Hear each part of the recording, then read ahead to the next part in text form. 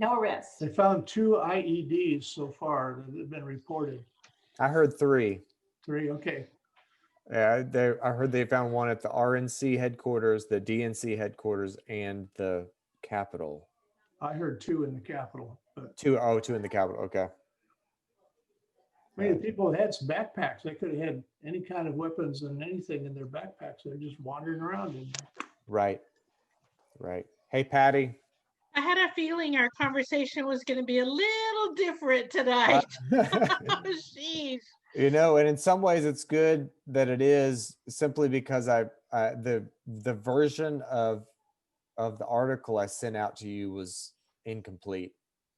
I sent out an article that was missing about 4 paragraphs at the beginning, so I'll have to resend that.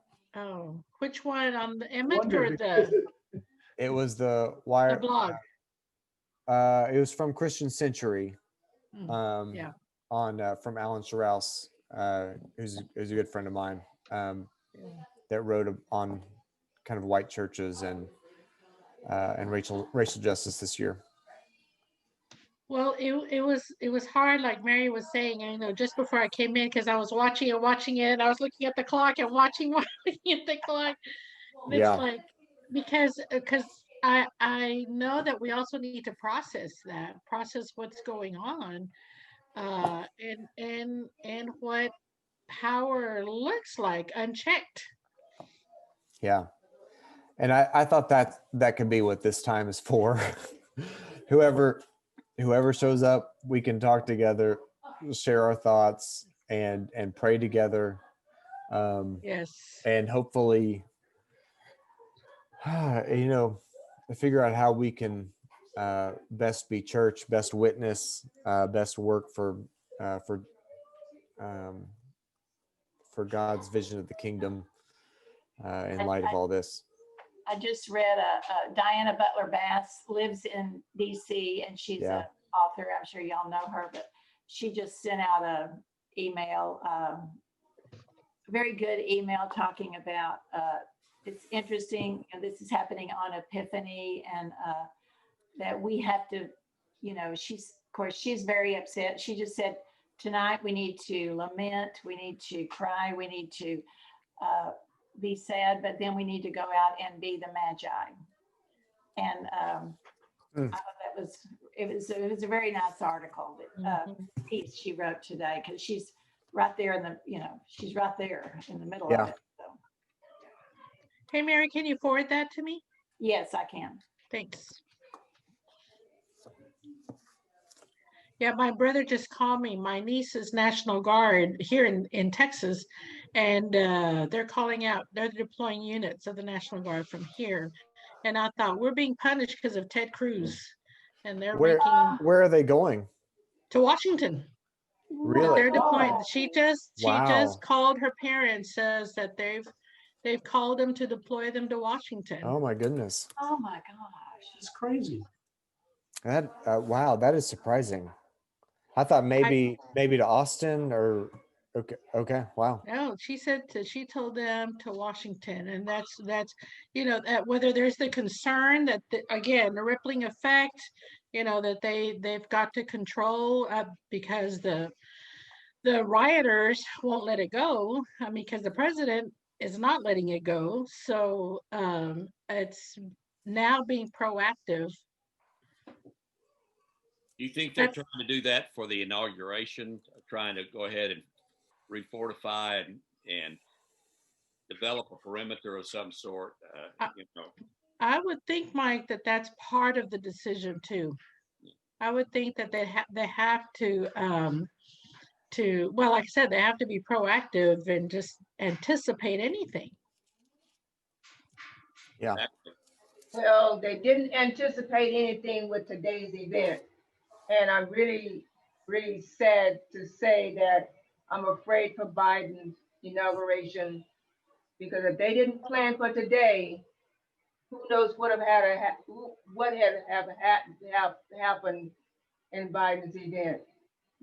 In Sacramento, there are Trump protesters out. They're peaceful. They were peaceful about an hour ago. But the other cities, may have protesters as well, like your cities. I don't know where True. you're from, but I'm just letting you know what's happening in Sacramento. Yeah. Daisy, are Yeah, you in Sacramento? No, I'm in another Southern California, but I Okay. have relatives in Sacramento who told me that. Yeah. So, yeah. Well, speaking of Epiphany, though, we did get a gift in that both both Democrats won their congressional races in Georgia today. So that, Both Warnock and Ossoff were declared the winners. Yes, I did hear that. Yeah. Yeah.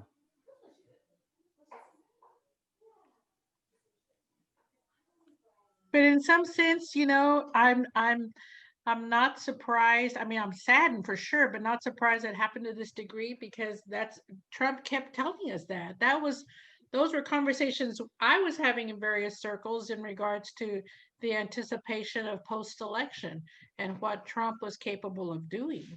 And he, because he kept saying, I'm not going to let this go. I'm not going to give up easily. I don't like to lose it, on and on and on.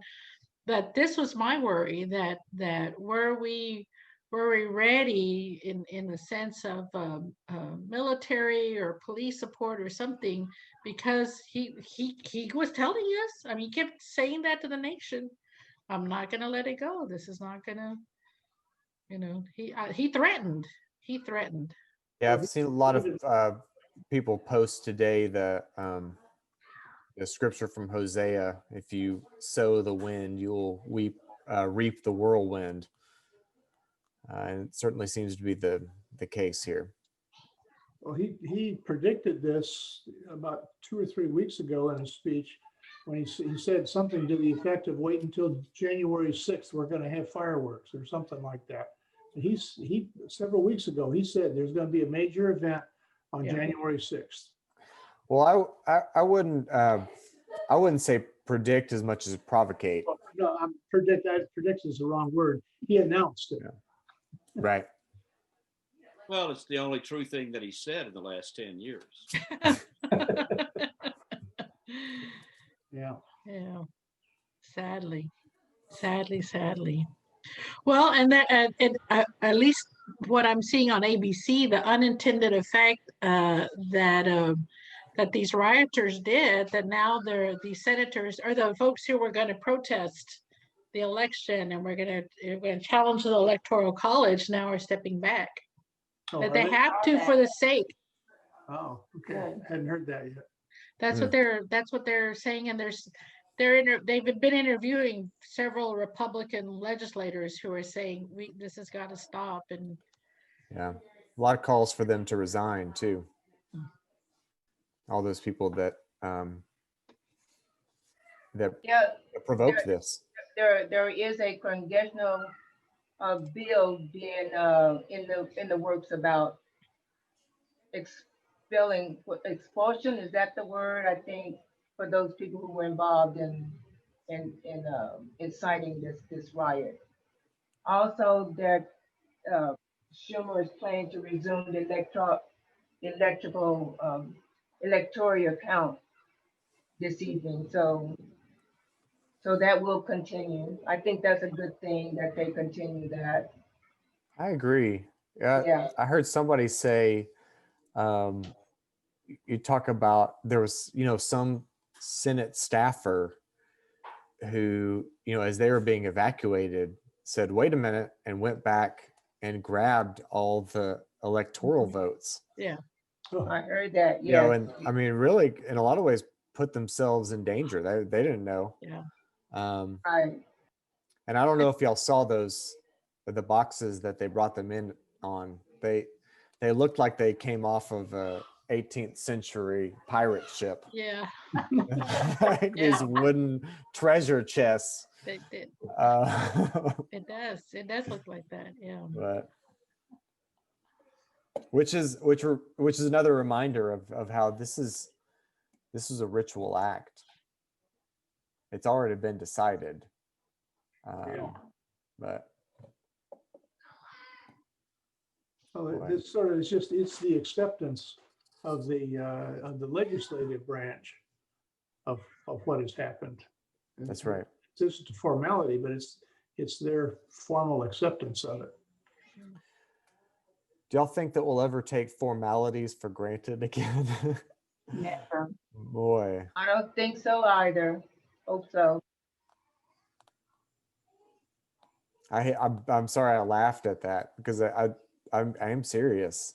Yeah. And especially, I mean, as a minister, like I know the power of these ritual acts. That's what we do.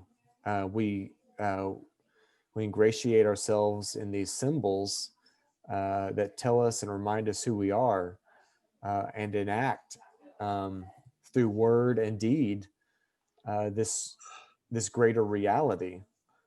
And that's no small thing. When we tend to say that's symbolic and in a diminutive way, and it should be the exact opposite. Mm-hmm. This has the kind of smell of Kristallnacht, that sort of lawlessness. Yeah. And it is, of course, we know that Kristallnacht was promoted by the Nazis and was blamed on other folks like Jews, and but this sort of the brown shirts going to the streets sort of thing, whipping up on people. That's what I feel at a deep level. Yeah.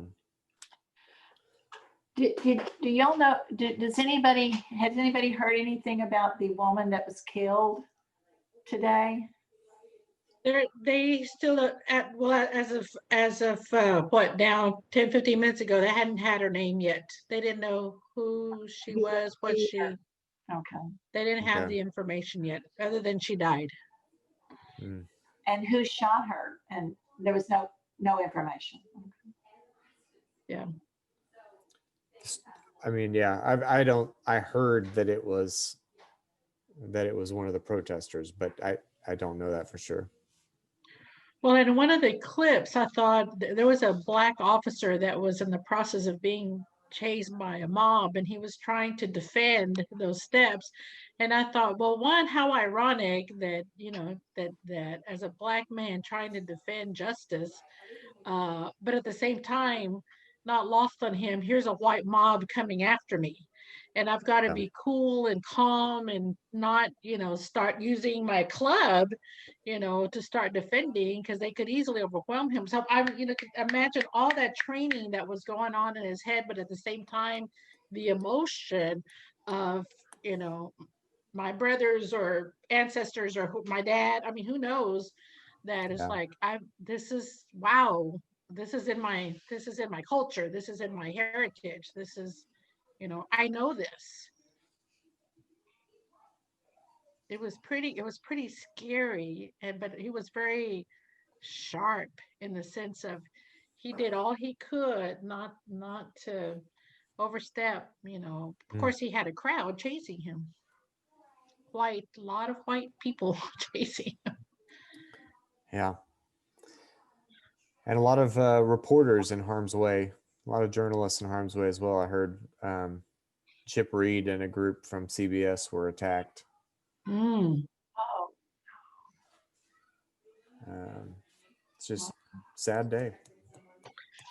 But that is one of the questions that was being raised, is why did it take so long? That she goes, the person who, the commentator was saying, I've been in situations where any sense of disruption, that how the military can respond, planes come in, and she goes, and I've seen it here in Washington, and she goes, it was so delayed, the response. Why was there not more immediate action going on to defend the Capitol? She says that has to be addressed and answered. Why did it take so long? Great question. I recall the 1957 Little Rock crisis, when it Faubus who brought out the National Guard on behalf of the white protesters.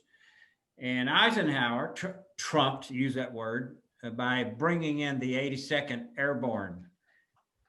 In other words, get out of the way, National Guard. We're bringing in the real serious troops, not the National Guard, who are really, I don't know how my brothers were in the National Guard, and they always said they were better than the regular Army, which I do not. Spoken like an Army man there. I call them weekend warriors, except for the last war, except for the Iraq war. But back then, I mean, most of the time they're, your regular troops, especially airborne. If they're a regular Army, they're serious. They can deal with it. Yeah. Yeah. Garrett, I know you're I have to beg to ask the question, do white people have a problem with let's say attacking white people? Because as you said earlier, if they were Black, there would be no question that you would have your fights out there, you have your gas bombs, you have all of that going on. But these are white people and this is different. And you can see it differently. You can see it, it's right in front of your face. Do white people have a problem fighting against other white people? Yeah, I think that one of the pictures that was going around Facebook and Twitter today was of all the National Guard at the last or at a recent Black Lives Matter protest in DC, and there was, I don't know if y'all saw, but it was a picture of 100 guards people standing on the steps of I think it was the Lincoln Memorial, and just the difference in that image and what we saw today is very striking and telling. It's an epiphany, right, Patty? I mean, It is. and it's and the difference between, think about the number of people arrested at some of the protests here in our city in San Antonio, as opposed to these people broke into the capital of the US today, and no one was arrested. That was just what I heard 30 minutes ago. That maybe that's changing now. Okay, so I'm watching TV at the same time. So you have 15 arrests, 8 people EMS transported. Okay, so you did have 15 arrests. That's an update. Okay, well, can I say I'm glad to hear that? That's a small fraction of the people that invaded the Capitol. Well, that's exactly. Mike, were you going to say something earlier? Sorry. Well, no, I was just thinking that you still have time to have to process all this, but how does the church respond? I mean, do we think that we've been so nice in the past that we've lost our prophetic edge to say, folks, there are some things that are just wrong, and we need to say that. And this isn't political. I get so tired of that stuff. This is just, we can't talk politics. Well, Amos talked politics. Jesus talked politics. I mean, why don't we talk politics? There's something wrong. If something's wrong, and I don't know, that's your call, and it's also our call too. I mean, we need to be with you on this. Is how do you respond? And I realize we've got to let this simmer a little bit, because right now I want to be in somebody's face, but I think we have to, and I want to hear. I would like to hear some people who are really strong Republicans tell me how you feel about this. You heard Mitt Romney yell at some of his party members on the Senate floor today, which it's hard to get Mitt Romney mad. But yeah, Mike, I think you've got a point.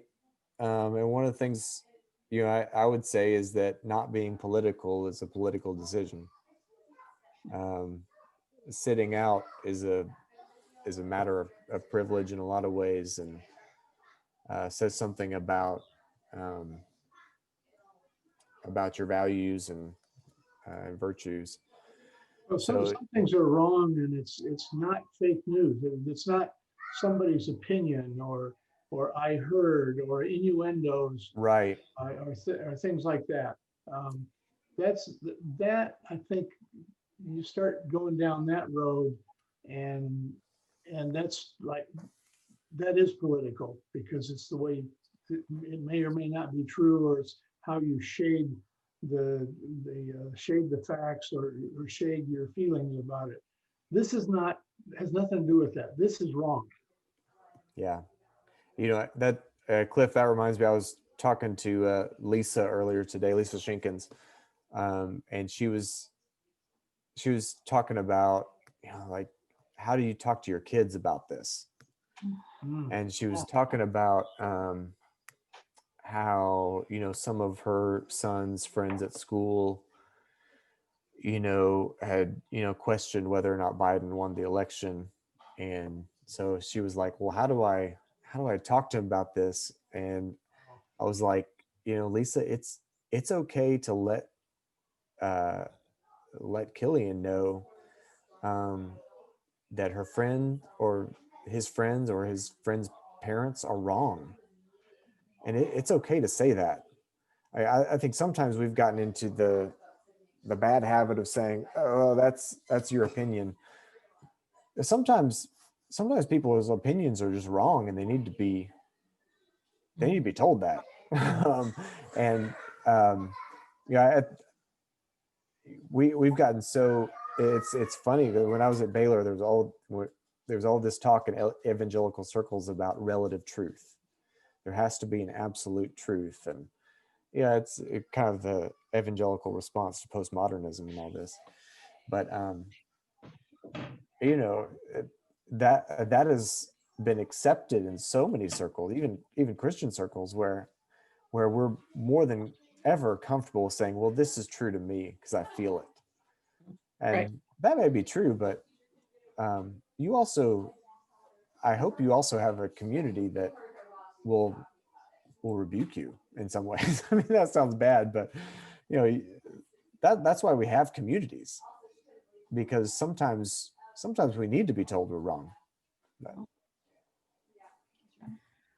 Well, I rarely, never watch TBN, and definitely after the last time I was my dad does. My dad has it on, and I can hear it. And sometimes there'll be some ridiculous statements, and I just have to stop. And then I walk away because I'll throw up. But what's his name? Jimmy Swaggart's wife was trying to explain the border wall and why we have the border wall, because heaven has a walls, so that's why we have a border. That kind of stuff. But I would be curious, and Brother Mike, what onto your question is, what are these evangelical leaders going to say about that, and how soul wrenching I will feel. I mean, certainly a bad a bad testimony if those leaders say nothing, if they don't condemn these actions. It is the role of the church to be prophetic and to call it out. It is. I mean, that's where God called us in places here for that, to say, Brother Garrett, wrong is wrong. But I wonder of how many of these leaders will say that. I saw Al Mohler say it today, Oh, really? which is too late. Honestly, I mean, a woman lost her life today. It's too late. But yeah, the question is, what are we willing to pay the cost? And I think more and more people this year have seen the cost of not working for justice. Yeah, it's a great question, Patty. And I would love for us to not worry too much about what the Al Mohlers or Andy Stanleys or other Stanleys or whoever are going to say, and more about what Woodland can do to be a voice of justice. And I sometimes worry that we feel too small to do anything. But I think all of you recognize the fault of that statement, is that if it doesn't start somewhere, if we don't join our voices, then who will?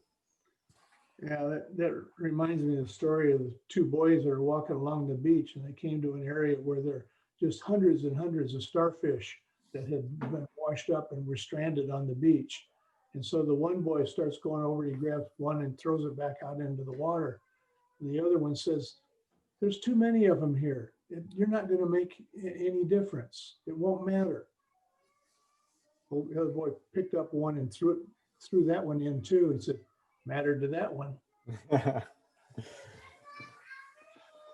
Yeah. And I've been reading a book, Mike, I'm getting ready for our ecology study.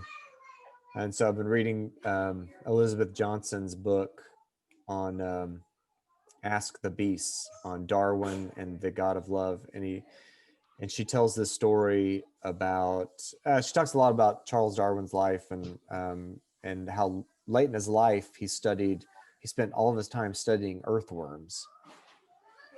And everybody thought he was, like done all this incredible, world-changing study and everything. And he spends, the end of his life studying earthworms. I think my nephew is going home and very sad about it. Can you hear that in the background? It's as Boys to Men once said, it's so hard to say goodbye. I thought he was objecting to earthworms. They were going out to dig up some. Yeah, but thank you for getting me back on track. But he saw earthworms as a pivotal part of the larger ecology of the world and knew the role that they played in cultivating the earth itself. Yeah. And so these things hidden in the ground, tiny things hidden in the ground, which Jesus told a story about that, right? A seed hidden in the ground can become a giant tree. I mean, it's certainly worthy for us to remember in times like this. So that's something we can do, is plant seeds. Well, and speaking about today and about our subject for tonight, I think a good voice is going to be Senator Warnock of Georgia. I mean, yeah, I think he is thoughtful and he's wise. I don't think he fires from the hip. I mean, he was kind of lured into the debate a couple of times, but I also think that there's a deep spiritual center to him. And that would be nice. I hope some people will gravitate toward that. But I think he's a voice to listen to. He certainly provides a conscience to the Senate, we hope. He plans to keep preaching every Sunday because he wants to, evidently he said he wants to go home and not only talk to only politicians, but he wants to go home and be with the people every Sunday. Balance. Yeah. And he is quite the preacher. I don't know if any of y'all saw him. He was at CBF a few years ago. He spoke at the New Baptist Covenant luncheon, and it was incredible. In fact, he told a story I've used a couple times at Woodland. He's very powerful speaker. I was impressed by his acceptance speech. It was kind of a premature, but it was obvious. But it was very humble, and he wasn't talking about himself. He was just saying that this is happening and whatever. But I was really impressed by his speech last night. Mm-hmm. He has a little bit of Jeremiah Wright in him, not to that degree, but Jeremiah Wright, you remember, was Obama was criticized for his relationship, with his pastor, but This pastor was being very prophetic, intensely so, and I think that's probably what Warnock is capable of, has a bit of that. Are you talking about Jeremiah Wright? Yeah. Oh, I thought you were talking about Jeremiah from the Bible. No, That's no, what I was thinking. I was about to say, I don't think Raphael Warnock spent quite as much time in public naked as Jeremiah the prophet.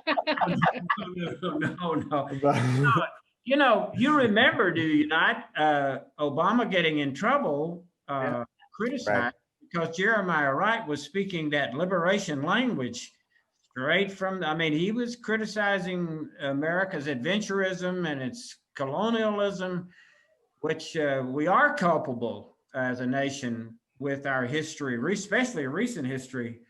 You know, the war in Iraq, Vietnam War, et cetera, et cetera. And Jeremiah Wright was speaking straight to it.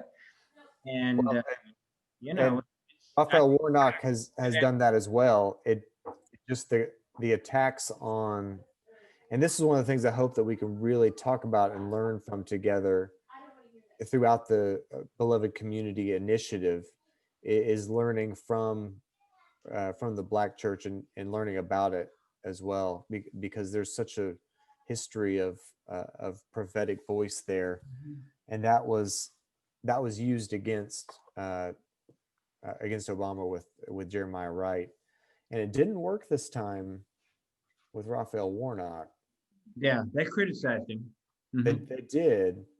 In fact, the divinity dean at Wake Forest wrote an op-ed in the Washington Post, kind of talking about the Black church prophetic voice last week, and it's interesting how the punches didn't land in the same way in 2020 as it did in, what was that, 2007, I guess, or 2008. 2008. There's a great story in Obama's book that's out now, which I found to be the best. I haven't read Grant's memoirs, which is supposed to be the best presidential memoirs, but it'd be hard to beat Obama's. He is one of the most articulate people I've ever read. And it's long. I mean, good grief. I mean, you're going to have two of them out there. But he talked about the fact of all the hell he caught from Jeremiah Wright. But he said Otis Moss Jr., who is one of the other great African-American preachers, called him and said, let's talk about this. And he said, you can't there's a way to go about this. And he in his graceful way, he was prophetic. And I thought, man, I sure wish I'd had somebody like that at seminary teach me how to be brave and gracious at the same time. And I love the fact that he had his back, and he, without condemning Wright. I mean, that's the great thing about it. Sheesh. Well, and I speculate Black pastors are just naturally prophetic. I mean, they've had to historically be prophetic, and at the same time, that priestly of the church family, because they were suffering in slavery and the injustices afterward in segregation. That UCC tradition is far more tolerant. I guess you'd say the UCC denomination is extremely social justice minded, more so than the average Baptist, even progressive Baptist. And so they really dip into that a lot, both white and Black. It's interesting, if you get a chance, you see a Bill Moyer's interview with Jeremiah Wright about all of this, and it's fascinating, and it gives another side to it. But Wright said, well, Obama is a politician, and that's the way politicians have to talk, So he was not resenting that at all. The fact that he had to cover himself. Yeah. So back to your question, Brother Garrett, about so how would Woodland respond to something like this? Now, help me with there was the article reference about the tendency of white churches to spiritualize and intellectualize things like racial justice, but there's not much action or practice behind that. Which of the articles was that? Was it the blog? So Was it the that blog?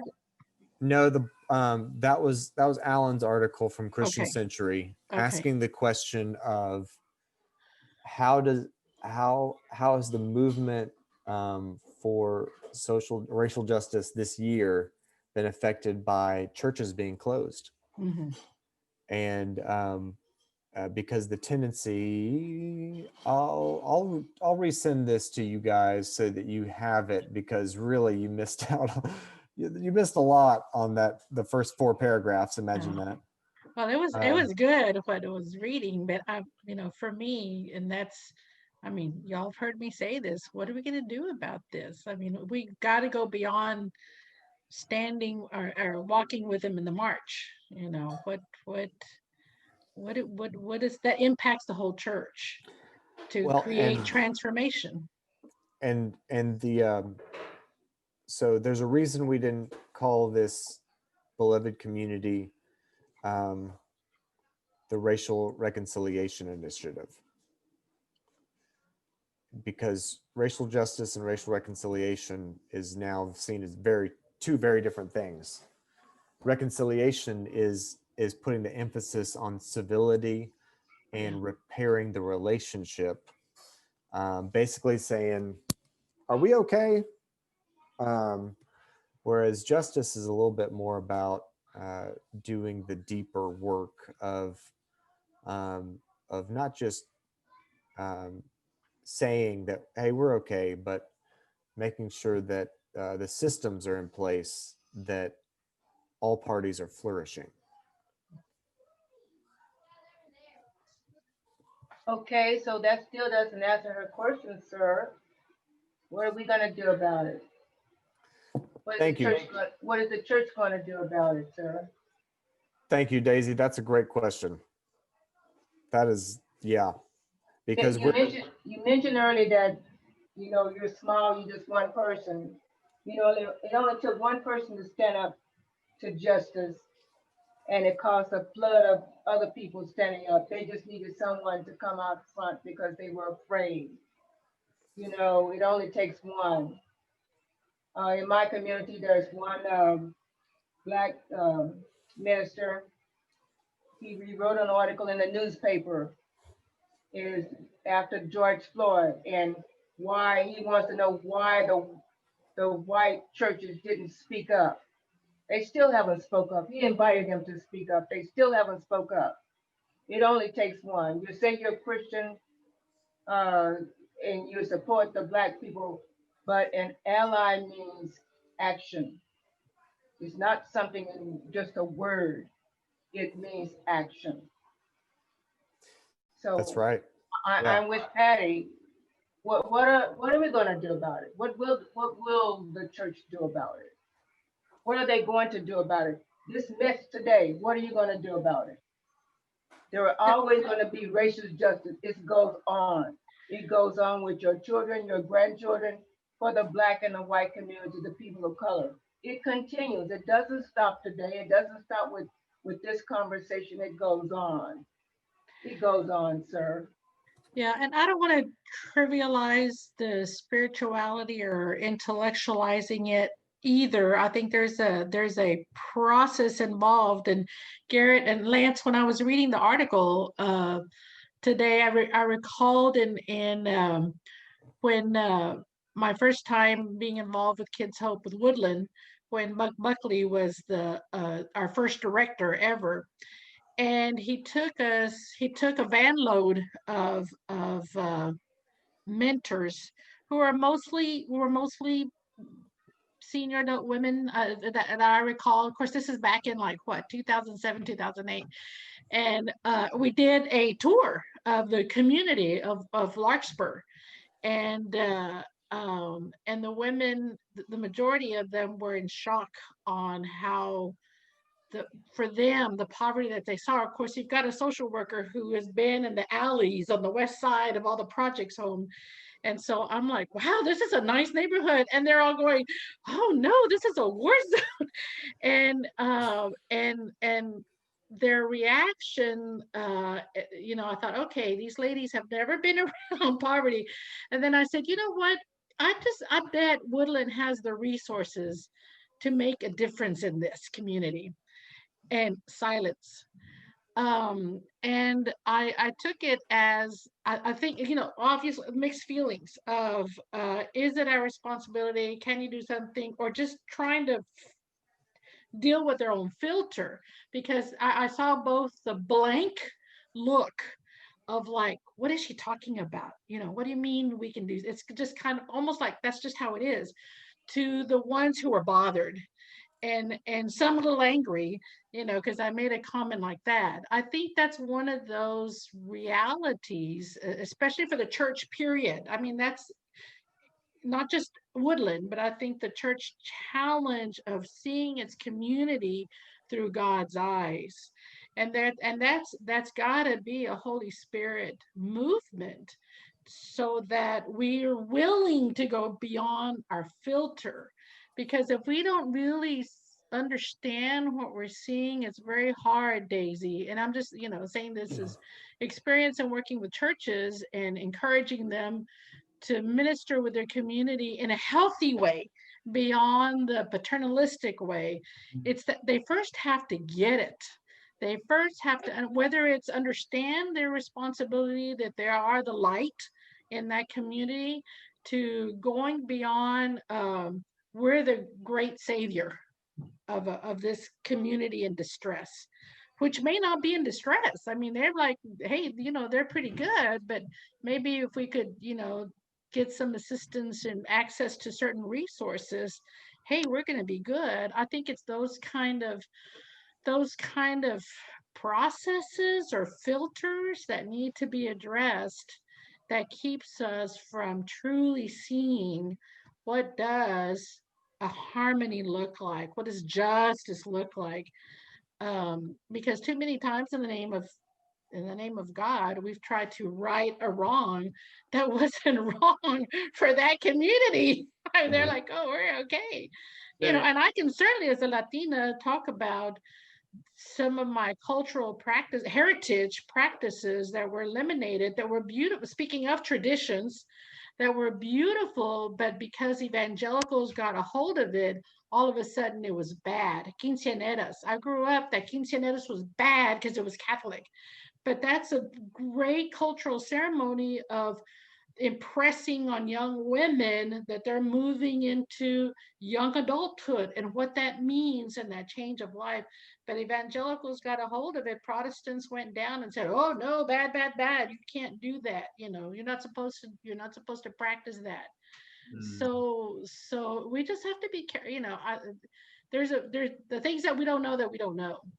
Yeah, you're talking about, you use the term "get it," the white person or the church getting it. I think at some level you have to be a bit outraged, passionate that there's something really, really wrong. And I'm studying John Brown in order to one day ideally characterize John Brown. John Brown's story, I'm sure, how he took on the Harper's Ferry situation, and really that was the cause of the Civil War. Many historians feel like he was able to bring it to bear in such a way through his actions and through his group, because he was so vehemently against slavery. I mean, and the story is that when he was younger, about 15, he was playing with a slave who was also 15, and they were working and then doing some chores for this. And the slave was a slave of somebody who was a neighbor of John Brown's. And the neighbor came out, the slave owner came out and started beating that young slave with a shovel. And then the entire family started beating the slave with every tool they could get their hands on and left him out in the cold for the night. It so affected John Brown that he could never forget what he saw and what he experienced. So his actions, his inspiration was not only an emotional thing, but it was a spiritual thing. He really felt that God could not cater to this. And if you know his story, he was very spiritual. He was an Old Testament kind of Christian, you know. But he said, and Frederick Douglass asked him when he heard about the plan at Harper's Ferry. Frederick Douglass says, John, you think we may ought to try a more peaceful approach? And John Brown said, listen, the white man will not get it unless you hit him with a big stick. And he was right. Now, the final thing in testimony to John's spirituality, Frederick Douglass himself said, I have never been in the presence of a more spiritual person or a person who I felt was close to God than that man, John Brown. That's Frederick Douglass. Talk about the dichotomy with spirituality and action. So but I think we almost have to get, for me, it's normal because I grew up in that Little Rock area, you know, when colored fountains were still in vogue and sitting at the back of the bus was still in vogue, and using the N word was so commonplace that I can't forget how bad it was. And it still gets in my craw when I see the white, the white supremacists. It really gets under my skin. So being John Brown would be natural for me in some ways. All right. That's interesting. My original plan for tonight, before today's sedition, was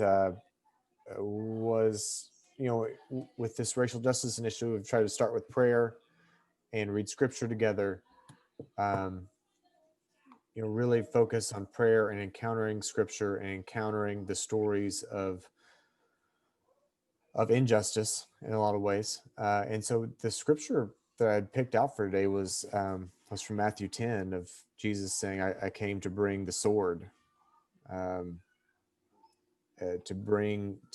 turn son against father, son against mother, and all this, and to really talk about the role of tension.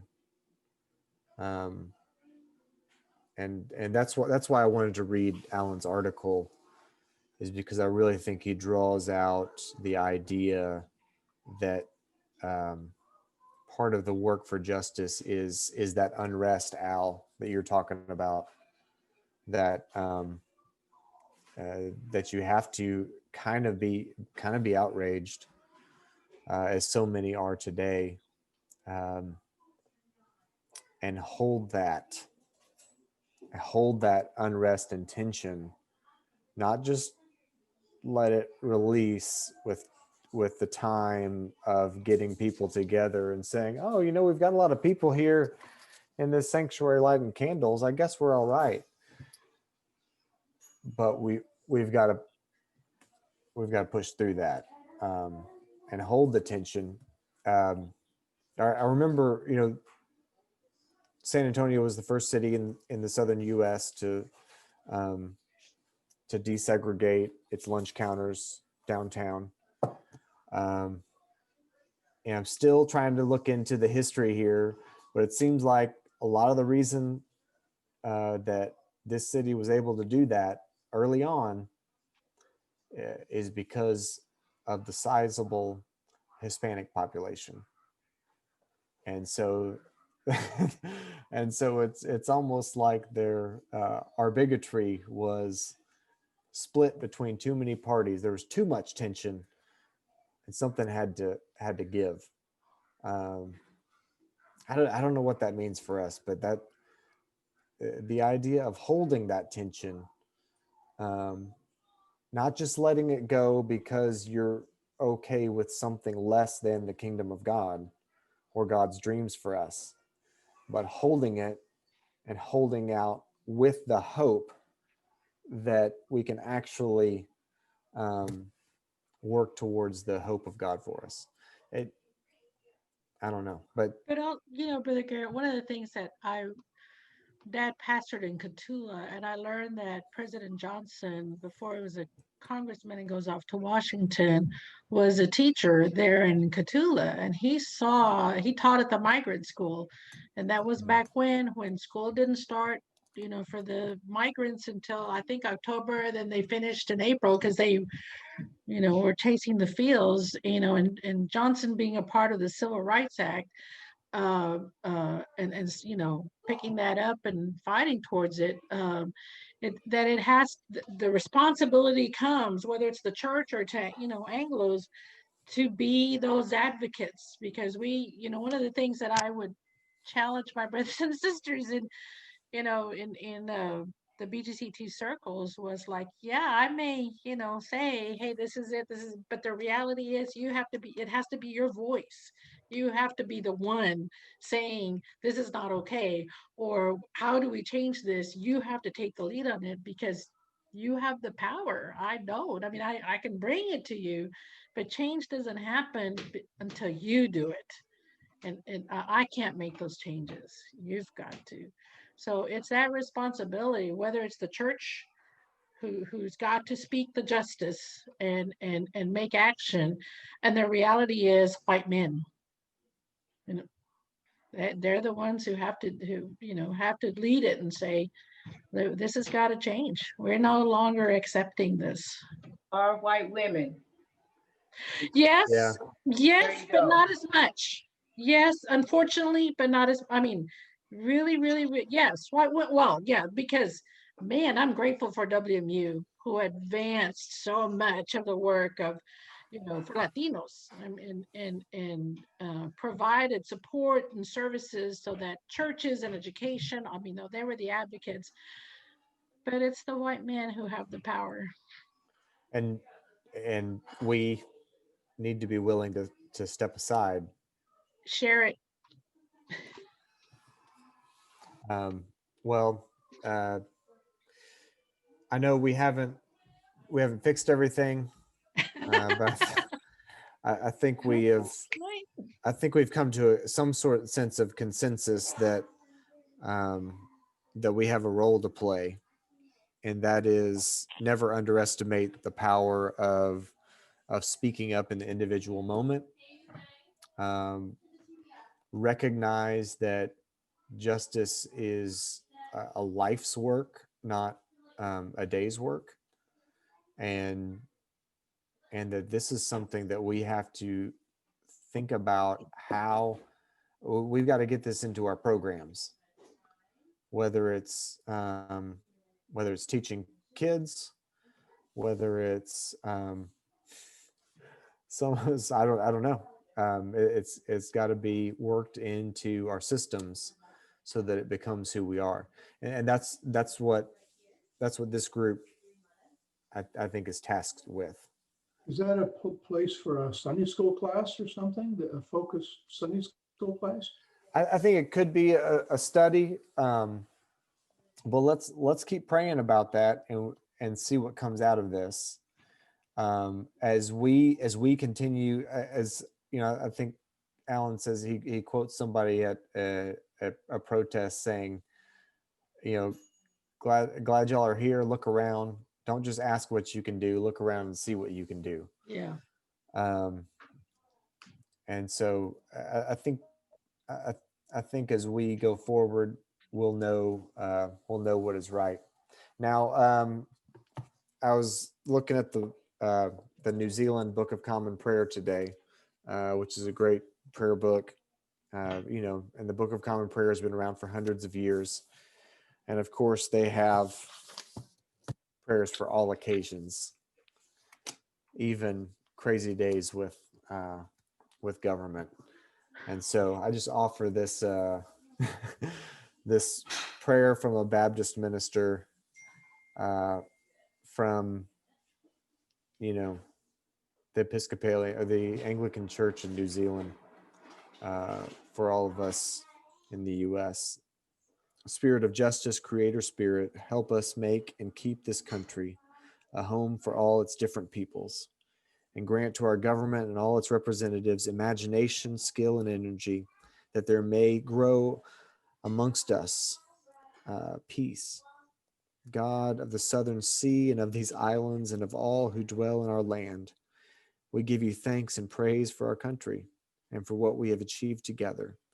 Increase our trust in one another, strengthen our quest for justice, and bring us to unity and a common purpose. You have made us of one blood, make us also of one mind. Amen. Amen. Thank you. Good to be with you all today. We'll send out info about the next time together, and let's continue to be agents of justice and reconciliation, architects of hope. God bless you all. Good seeing everybody. Thank you. Happy Day of the Kings. Absolutely. Día de los Magos. Happy Epiphany. Adiós. Adios.